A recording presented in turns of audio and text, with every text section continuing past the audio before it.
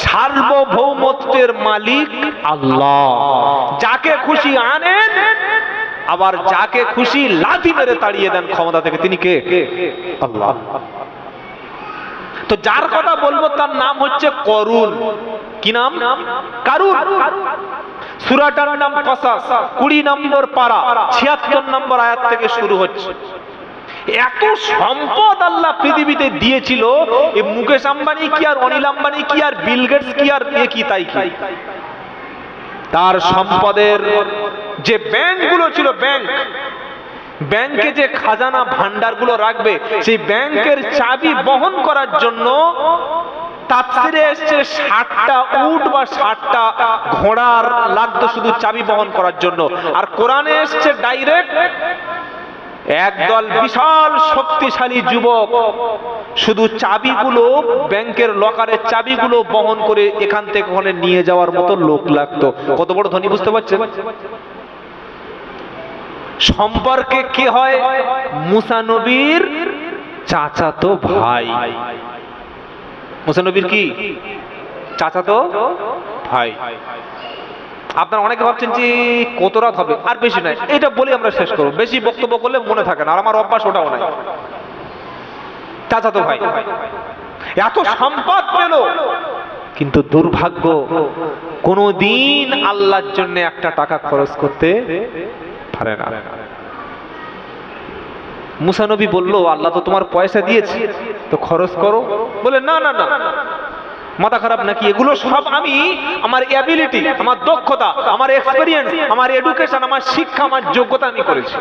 সব আমার নিজের তৈরি করা, আমার নিজের জ্ঞান, আমার নিজের ক্ষমতায় টাকা সম্পদের মালিক হয়েছে। শুধু এটা করলো তা নয়, মুসা নবীর নবুয়তকে ধ্বংস করে দেওয়ার জন্য নিকৃষ্ট একটা নারীকে কয়েক বিলিয়ন ট্রিলিয়ন ডলার তাকে দিয়ে বলল, মুসা নবী যখন ওয়াজ করবে সেখানে গিয়ে দাঁড়িয়ে বলবি যে আমার মুসা নবী আমার ধর্ষণ করেছে। নাউজুবিল্লাহ। বলতে পারবি?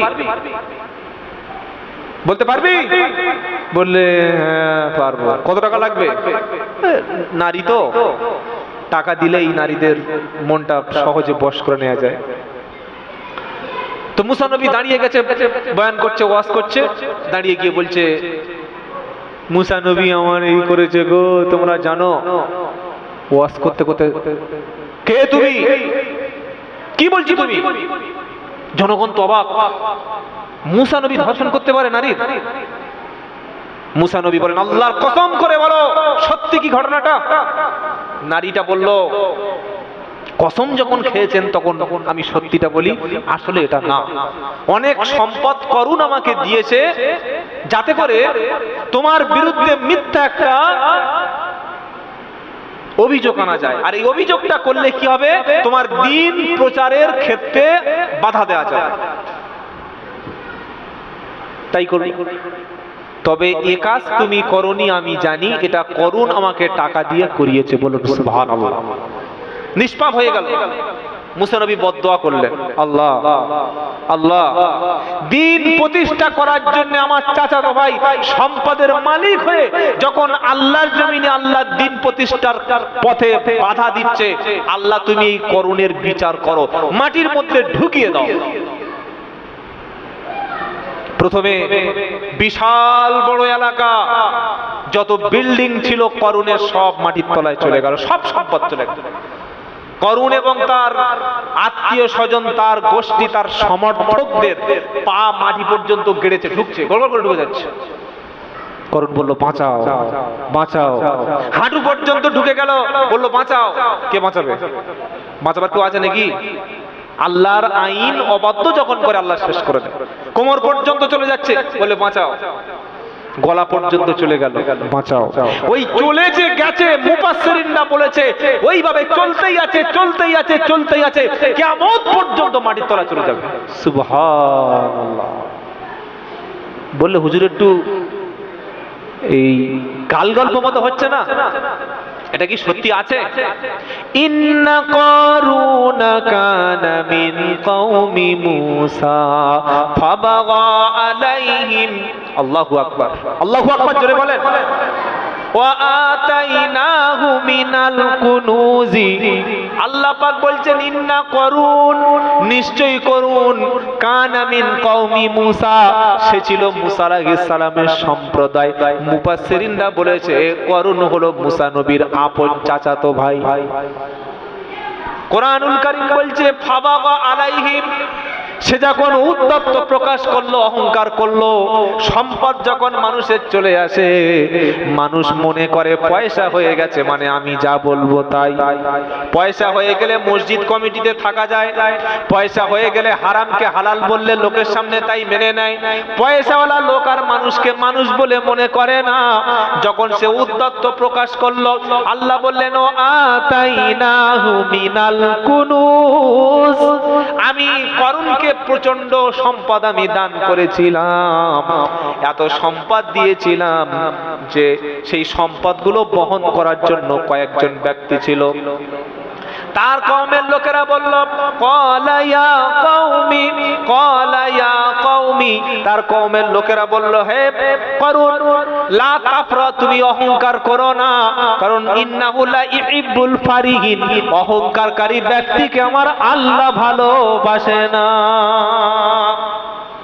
তখন করুন কি বলছে ক্বালা ইন্নামা উতিতুহু মিনাল ইলমি ইনদি, করুন তখন বলল আরে অহংকার না, এগুলো নিজের জ্ঞানে করেছি, আমার কারিশমা, আমার নিজের জ্ঞানে করেছি। ফাকাসাবনা বিহি, আল্লাহ বললেন তাকে মাটির নিচে ধসিয়ে দিলাম। যারাই আল্লাহর সঙ্গে সংঘর্ষে গেছে, নবীদের সঙ্গে দুশমনি করতে গেছে, তাদের অবস্থা এই একই অবস্থা হয়েছে। আজকের আমাদের পাশের রাষ্ট্র বাংলাদেশ, সেখানে 90% মুসলমান, বলুন আলহামদুলিল্লাহ। আমি বক্তব্য একদম কম সময়ের মধ্যে শেষ করে দিচ্ছি। এই যে বাংলাদেশ 1971 সালের আগে কিন্তু বাংলাদেশ ছিল না। 1947-এর আগে বাংলাদেশ ছিল ভারতে। 1971 সালে পূর্ব পাকিস্তান, পশ্চিম পাকিস্তান স্বাধীনতার যুদ্ধ হলো এবং শেখ মুজিবুর রহমান, যেটা হলো আমাদের হাসিনার বাবা, তার দ্বারাই বাংলাদেশ একটা রাষ্ট্রে পরিণত হলো। 30 লক্ষ মানুষ শহীদ হয়েছিল, রক্ত দিয়েছিল। কিন্তু আমরা কি দেখতে পেলাম? আমরা অনেকে ভাবি কি জানেন, যে নাম যদি মুসলমান থাকে মনে করি লোকটা মুসলমান, কি ভাবি না? শেখ হাসিনা শুনে হচ্ছে নাম যেন একদম বিশাল আল্লাহওয়ালা, কিন্তু ফেরাউনের যে বোন বাংলাদেশে বেঁচে ছিল এটা পৃথিবীর লোক জানত না। ফেরাউন যদি থাকতো এতদিন বেঁচে, ওর বোন বানিয়ে নিত। তার অপরাধগুলি কি? কেন আল্লাহ জালিমকে পৃথিবীতে ধ্বংস করেন? 2009 সালে যখন বাংলাদেশের নির্বাচন হয়, ব্যাপক ভোট পাওয়ার পরে, যেহেতু বাপ প্রধানমন্ত্রী ছিলেন, বাপ রাষ্ট্রের স্থপতি ছিলেন, বাপের দোহাই দিয়ে রাজনীতি করা খুব সহজ, বিশাল ভোট পায়। এই 2009 সালে ভোটে জেতার পর থেকে তিনটে নির্বাচন হয়েছে বাংলাদেশে। একটা 2014, একটা 2018, আর একটা 2024। এই তিনটি নির্বাচনে বিরোধী পার্টি কাউকে সেখানে প্রতিদ্বন্দ্বিতা করতে দেওয়া হয়নি। 1 নম্বর হাসিনার পতনের কারণ, পতনের কারণটা বলছি। 2 নম্বর হলো বাংলাদেশের জমিনে আইনের কোনো শাসন ছিল না। আমাদের মহান ভারতবর্ষ, যদি কেউ অপরাধ করে তার জন্য আইন আছে, পার্লামেন্ট আইন পাশ করে, সুপ্রিম কোর্ট, হাই কোর্ট রায় দেয়। কিন্তু বাংলাদেশে যখন কোনো ব্যক্তির বিরুদ্ধে কে কতদিন জেল খাটবে, কার ফাঁসি হবে, কে বাইরে থাকবে, এটা কোর্ট থেকে নয়, বরং হাসিনার বঙ্গভবন থেকে সিদ্ধান্তটা যেত। পরে তার প্রমাণ, কাদের মোল্লা বলে একজন ব্যক্তিকে ফাঁসি দেওয়া হয়েছিল 2016 সালের দিকে। কাদের মোল্লার অপরাধ কি? তিনি খালেদা জিয়ার সঙ্গে রাজনীতি করতেন। এগুলো জানার প্রয়োজন আছে আমাদের। তো আপনারা কোনোদিন শুনেছেন একটা লোকের যাবজ্জীবন হয়ে গেলে সেই ব্যক্তির রায়টা ফাঁসিতে পরিণত হয়? শুনেছেন? আমাদের ভারতবর্ষে বা বিশ্বের জমিনে কি হয়? দাগী আসামি, দাগী অপরাধীর ফাঁসির রায় যদি সুপ্রিম কোর্ট দেয়, তার দুটো সুযোগ আছে বাঁচার। কটা? জোরে বলেন। দুটো। এক নম্বর কি? এক নম্বর হলো লোকটি রাষ্ট্রপতির কাছে বা সুপ্রিম কোর্টের কাছে আপিল বিভাগে আপিল করতে পারে যে আমাকে যে ফাঁসির রায় দেওয়া হয়েছে না, এর থেকে আমাকে মুক্তি দেওয়া হোক। যদি আপিল বিভাগ মকুব করে দেয়, লোকটা তাহলে বেঁচে যেতে পারে। ঠিক বলছি না ভুল বলছি? 2 নম্বর হলো, যখন আপিল বিভাগ বলে বাঁচার আর কোনো সুযোগ নাই, তখন রাষ্ট্রপতির কাছে একবার হাতে ধরে পায়ে ধরে প্রাণ ভিক্ষা চাইতে পারে যে আমার ছেড়ে দেওয়া হোক। কাদের মোল্লা নামক হাসিনার প্রতিদ্বন্দ্বী রাজনীতিবিদ, হাইকোর্ট থেকে রায় আসলো কি লোকটা সারা জীবন যাবজ্জীবন জেল।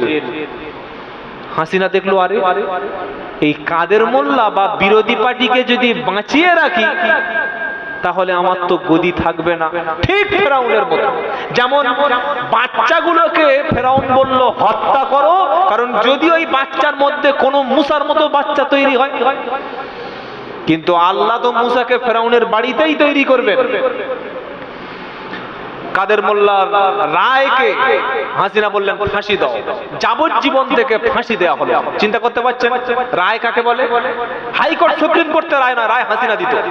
2 নম্বর, তার স্বৈর শাসক, স্বৈরাচারের মাত্রা আরো বেড়ে গেল। 3 নম্বর অপরাধ কি? শুনে রাখেন তার অপরাধগুলো। কেন বিশ্বের জমিনে হাসিনার জন্য মানুষ ঘৃণা করে, কেন তার বিরুদ্ধে মানুষ প্রতিবাদ করছে বাংলাদেশের ছাত্ররা?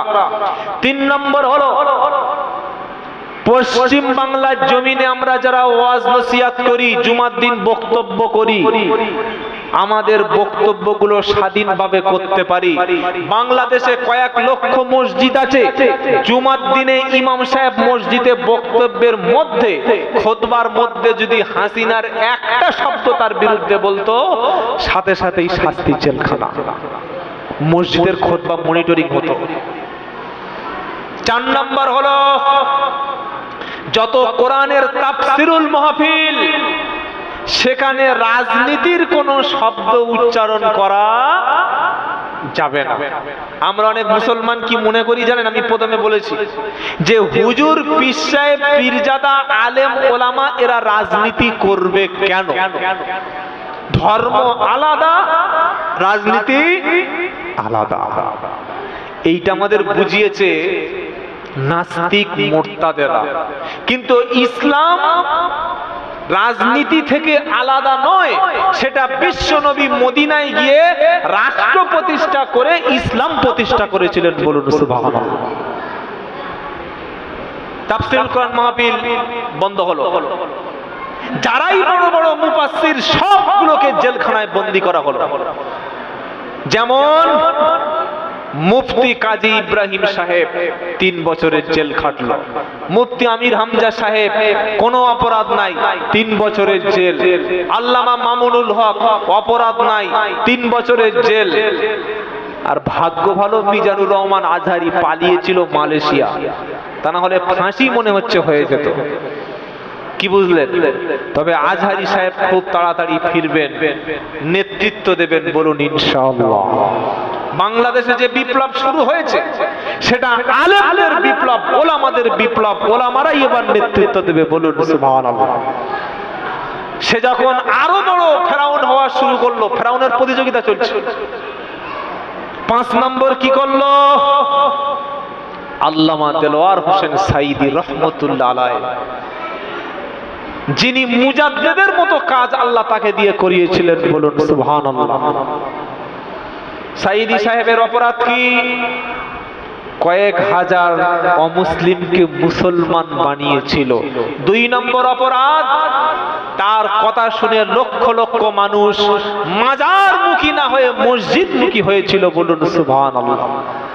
মাজারওয়ালারা দেখলো আমাদের ব্যবসা তো ভালো চলছে না, আপনারা শুনলে অবাক হবেন, আল্লামা সাঈদীর বিরুদ্ধে প্রথমে কোন হাসিনার লোক মামলা করেনি, মামলা করেছিল একজন পীরপন্থী ভণ্ড পীর মাঝ ভান্ডারী। সে বলল সাঈদী সাহেব মাজারের বিরুদ্ধে কথা বলে, আমাদের ধর্মীয় অনুভূতিতে আঘাত লাগছে, এই অভিযোগে তাকে গ্রেফতার করা হলো। গ্রেফতার করার পরে খুন, ধর্ষণ, তারপরে দেশদ্রোহী যত রকমের অপরাধ ছিল মিথ্যা করে সব চাপিয়ে দেওয়া হলো। কত বড় ফেরাউনের ছোট বোন হাসিনা 2013 সালে যখন সাঈদী সাহেবের বড় ছেলে মাওলানা রফিক বিন সাঈদী হার্ট অ্যাটাকে মারা গেল, বলুন তো পৃথিবীতে কোনোদিন এরকম হয়? সন্তান মারা গেছে আর বাপ জেলখানায় আছে, 2 ঘন্টার বেশি ছুটি পাচ্ছে না, এটা কোনো মুসলমানের কাজ? বাড়ি পর্যন্ত যেতে দেওয়া হলো না, আবার জেলে ফিরিয়ে আনা হলো। 2014 সাল 24 সাল গত বছর এই 14ই আগস্ট সামনে আসছে। এতদিন পর্যন্ত আল্লামা সাঈদী সাহেব বেঁচে ছিলেন, তাকে বাঁচিয়ে রাখা হয়েছে, ছোট্ট জেলের মধ্যে রাখা হয়েছিল, চিকিৎসা পর্যন্ত করতে দেয়নি এই বেঈমান হাসিনা, স্বৈরাচার। শুধু সাঈদী সাহেব নয়, কয়েক লক্ষ নিরপরাধ আলেম, ছাত্র, ইমামকে জেলখানার মধ্যে রাখা হয়েছে। এমনকি ছোট্ট ছোট্ট ঘর, আয়না ঘর যাকে বলা হয়, দুনিয়ার কোনো আলো বাতাস পৌঁছায়নি, তার মধ্যে গ্রেফতার করে রাখা হয়েছিল। 2024 সালের 23 সালের 14ই আগস্ট সামনে যেদিন আসছে, সাঈদী সাহেবকে বলা হলো অসুস্থ। অসুস্থ বলে জেলখানা থেকে তাকে মেডিকেল হসপিটালে নিয়ে 24 ঘন্টা আটকে রেখে এই বেঈমান স্বৈরা শাসক খুনি সন্তানদের সাথে মৃত্যুর সময় দেখা পর্যন্ত করতে দেয়। এত বড় বেঈমান। যেদিন সাঈদী সাহেব শুনলাম পৃথিবী থেকে তিনি শহীদ হয়ে গেছেন, চলে গেছেন, সেদিনেই ভেবে নিয়েছি হাসিনার পতনের দিন কি শুরু হয়। যেদিন মুসা নবীকে হত্যা করার জন্য ফেরাউন অস্ত্র তুলেছিল, সেদিন ফেরাউনের মৃত্যুর সময় ঘনিয়ে এসেছিল। মনে রাখবেন, এই অপরাধগুলো বললাম। তারপরে আরেকটা অপরাধ হলো রাষ্ট্র ধর্ম ইসলামকে মুছে ফেলা। আরেকটা অপরাধ হলো পুলিশকে ব্যাপকভাবে গুলি করার অনুমতি দেওয়া। কেউ কিছু বললে গুলি করে দাও, কেউ কিছু বললে গুলি করে দাও। এত বড় খুনি। এই রকম অবস্থা চললো। দেশের সব জায়গায় দুর্নীতি ভরে গেল, দেশের সব জায়গায় খুনি ভরে গেল, মানুষ কথা বলতে বিচার পায় না, আর সব জায়গায় অযোগ্য ব্যক্তিকে নেতৃত্ব দেওয়া হলো। নবী সাল্লাল্লাহু আলাইহি ওয়াসাল্লাম পরিষ্কার হাদিসে বলে গেছেন, কিয়ামতের আলামত হলো অযোগ্য ব্যক্তিকে যোগ্য পদ দিয়ে দেওয়া। কি কেন যোগ্য পদ দেওয়া হলো জানেন অযোগ্য ব্যক্তিকে? কারণ হাসিনা বলল, যারা 71 সালে মুক্তিযোদ্ধা তাদের নাতিপুতিরা সবাই 60% সংরক্ষণ পাবে, আর যারা দেশে শিক্ষিত, যাদের কোয়ালিটি আছে, যুবক, তাদের চাকরি ছিল না। আন্দোলন শুরু করলো 1 মাস আগে। তখন এই স্বৈরা শাসক হাসিনা বলল যে ছাত্রদের আন্দোলন যাতে না করতে পারে তাদেরকে রাজাকার বলে আন্দোলন নস্যাৎ করে দাও। আবু সাইদ বলে একজন ছাত্র, আপনারা প্রত্যেকে দেখেছেন, প্রকাশ্য দিবালোকে হাসিনার পুলিশ তাকে গুলি করে শহীদ করে দিল। বাংলাদেশের জনগণ বলল, আবু সাইদ যদি শহীদ হতে পারে, হত্যা তাকে যদি গুলি করা হয়, আমরাও আবু সাইদ হতে রাজি আছি, এর পতন আমরা দেখে ছাড়বো। হাসিনা তখন পুলিশকে বলল, যত প্রেসার আছে, যত ক্ষমতা আছে, সবগুলি প্রয়োগ করো। এগুলো পতনের কারণ বলছি। প্রয়োগ করা হলো। 12 দিন বাংলাদেশে ইন্টারনেট বন্ধ, জানেন না আপনারা? কয়েক হাজার ছাত্রকে গুলি করে হত্যা করে দেওয়া হলো। 12 দিন পর 14 আগস্ট তার পতনের আগের দিন সেনাবাহিনীর সঙ্গে মিটিং করলো। দেখুন আল্লাহ কিভাবে স্বৈরাচ শাসকদের বিচার করে, দুনিয়াতে বিদায় করে। মিটিং করে বলল, আগামীকাল 5ই আগস্ট দেশের জনগণ আমার বিরুদ্ধে। প্রত্যেক সেনাবাহিনীকে নির্দেশ দিল সব জনগণের বিরুদ্ধে গুলি করো। সেনাবাহিনীরা বলল, আরে ভাই আপনারা ব্যাং ট্যাং জীবনে দেখেন নাই নাকি? এটা ব্যাং তো না, সাপ। সাপ ব্যাং দেখে যদি এই অবস্থা হয় তো কবরে সাপ দেখলে আপনারা কি করবেন? সেনাবাহিনীদের বলল সবাইকে গুলি করো। সেনাবাহিনী বলল আমাদের দ্বারা সম্ভব নয়, জনগণের টাকায় ট্যাক্স নিয়ে আমরা সেনাবাহিনী হয়ে জনগণের বিরুদ্ধে গুলি করে মানুষকে শহীদ করতে পারবো না। তখন হাসু আপা ভাবলো আমার আর ভাব ভালো না। সেনাবাহিনীদের ধমক দিল, পুলিশ যদি গুলি করতে পারে তোমরা পারছো না কেন? পতনের কয়েক ঘন্টা আগে 5ই আগস্ট সকালবেলা ইন্টারনেটে দেখলাম রাস্তা ফাঁকা, নেট বন্ধ।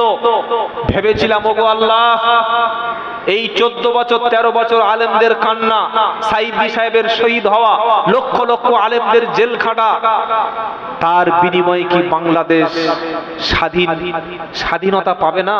কথা বলার ক্ষমতা নাই, বিচার ছিল না, ন্যায় ইনসাফ ছিল না। দুপুরবেলা দেখলাম ইন্টারনেট খুলে গেছে, হাজার হাজার মানুষ রাস্তায় নেমে গেছে।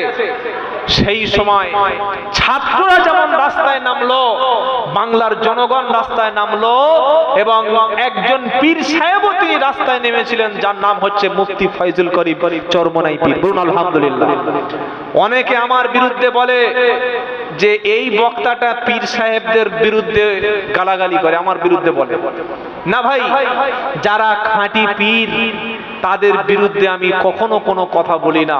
তাদের বিরুদ্ধে তো কথা বলি যারা বাপের পাঞ্জাবি গায়ে দিয়ে পীর হয়েছে, বাপের গদিতে বসে পীর দাবি করে, বাপের নাম নিয়ে পীর হয়েছে, তাদের বিরুদ্ধেই কথা বলি।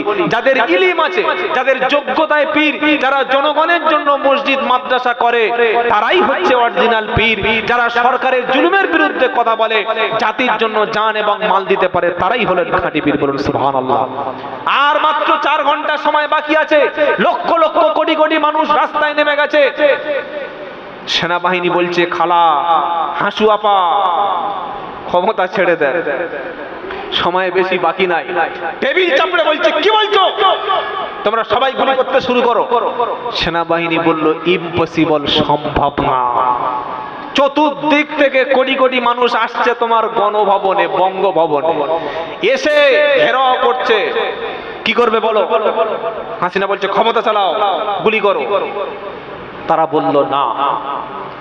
যখন দেখছে ছাড়বে না, মানুষের মৃত্যুর আগে একটা মরণ কামড় আসে না? আসে না? আসে না? ছাড়বে না। ছোট বোনকে বোঝাচ্ছে সেনাবাহিনীরা, বড় বোন ফেরাউনের বোনকে বোঝা যে লোক এসে গেছে, এক্ষুনি খেয়ে ফেলবে। ছোট বোন রেহেনা বলল, আপা সই করে পালান। বলো না, আমি ছাড়বো না।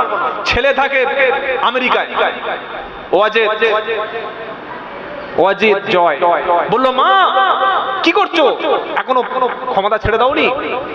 অবশেষে কাঁপতে কাঁপতে সিগনেচার করে কেঁদে ফেললো। আর আমাদের মদিউর রহমান আল্লামা হজরতের ফোন করলো, হজরত বাঁচিয়ে নিয়ে যান। কি বুঝলেন? হেলিকপ্টারে করে, সেনাবাহিনীর মাল বাওয়া হেলিকপ্টার, এর চাইতে জিল্লাতি কি হতে পারে? ওখান থেকে আগরতলা এয়ারপোর্ট গেল। সেনাবাহিনীরা বলল, তাড়াতাড়ি সই করে পালিয়ে যান, 45 মিনিট সময় আছে, তা না হলে আপনার ভিতর ঘরের যা আছে সব তো নেবে, কাপড় পর্যন্ত পরার সময় দেবে না। কাঁদতে কাঁদতে উঠে গেল, চলে আসলো কোথায়? দিল্লিতে। জালিমদের অবস্থা এই হয়। আল্লামা সাইদি সাহেবের সেই বক্তব্য আমার আজও মনে আছে, যে সময় এমন আসবে ইঁদুরের গর্ত পাবে না লুকানোর জন্য। কি বুঝলেন প্রিয় ভাইয়েরা? এখন এমন বিপদে সে পড়েছে, আমেরিকা যাওয়ার জন্য বললো, একটু আমেরিকায় গিয়ে থাকতে চাই জীবনের কটা দিন। আমেরিকা বলল ভিসা ক্যান্সেল। ব্রিটেনকে বলল, ব্রিটেন আমাকে থাকতে দাও। ব্রিটেন বলল সম্ভব না। দুবাইকে বলল থাকতে দাও। করে, পেলে তোমার হাড্ডি চিবিয়ে খাবে। কুয়েত, কাতার, ওমান, কোন জায়গায় থাকার জায়গা নাই। মোদির পায়ে ধরছে, চাচা মামা একটু বাঁচাও। কিন্তু আমাদের ভারতবর্ষের বিদেশ নীতি হলো এটাই, হাসিনাকে যদি এখানে রাখে আরেকটা বিপদ। কি বিপদ জানেন? বিপদটা হলো এই, এবার যে সরকার গঠন হবে সেই সরকারের সঙ্গে আমাদের দেশের সরকারের মিলে চলতে হবে। কেন? এটা হলো পররাষ্ট্র নীতি। তো খুনি হাসিনা কয়েক হাজার ছাত্রকে খুন করে যদি এদেশে আশ্রয় নেয়, প্রতিবেশী দেশের সঙ্গে ঝামেলা হবে না? হবে কি হবে না? আমার সঙ্গে ঝগড়া করে এখানে এসে তুমি আশ্রয় নিয়েছো, তাই এখানেও বেশি দিন থাকার সুযোগ নাই। আমরা খালি অপেক্ষায় আছি কবে ওর শেষ পরিণতি দেখতে পারি। এইবার কি হলো এটা বলেই আমি কথা শেষ করছি। এই যখন অশান্তি শুরু হয়ে গেল, হাজার হাজার মানুষ বঙ্গভবনে গিয়ে দখল করে নিল, স্বাধীন বলে পতাকা ওড়াতে শুরু করলো। আমাদের দেশের মিডিয়া, বিশেষ করে ভারতবর্ষের মিডিয়াগুলো প্রচার করতে শুরু করলো রাত দিন। রিপাবলিক টিভি, আরামবাগের টিভি, শফিকুল ইসলাম, এই সমস্ত বিজেপির সাম্প্রদায়িক টিভিগুলি কি প্রচার করছে?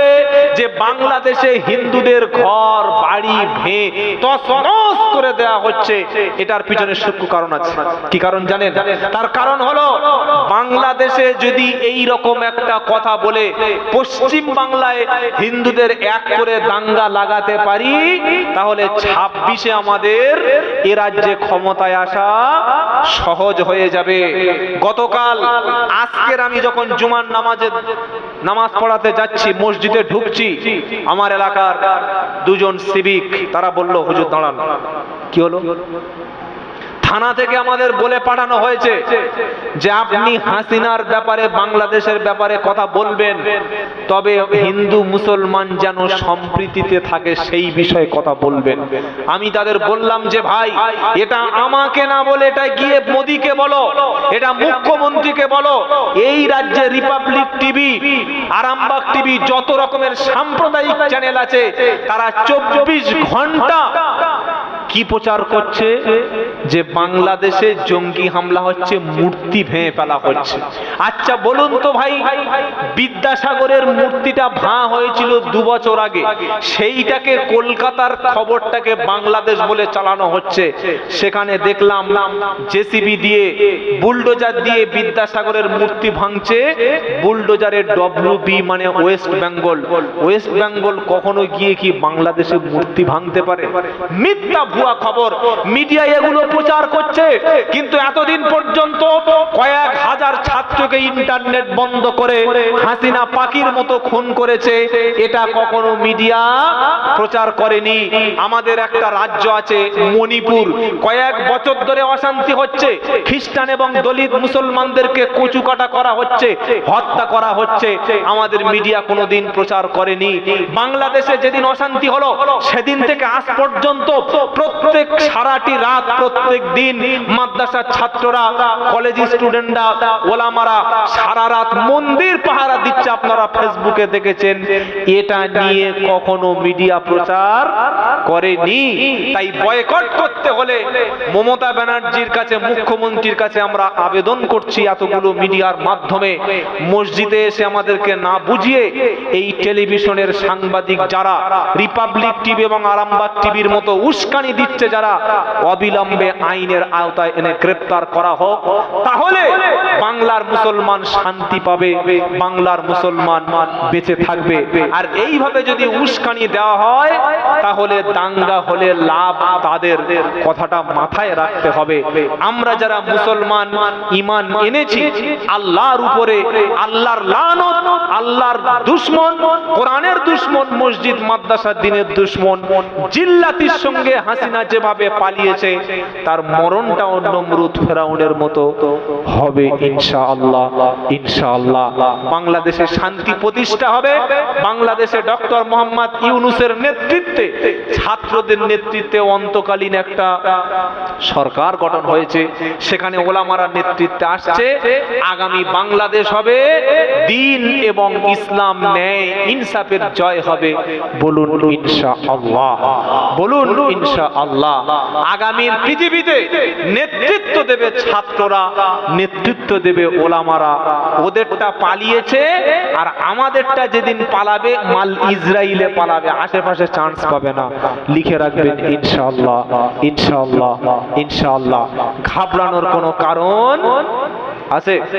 ওয়ালা তাহিনু ওয়ালা তাহজানু ওয়া আনতুমুল আলাউনা ইন কুনতুম মুমিনিন। তোমরা ভয় পেও না, হতাশ হও না, নিরাশ হও না।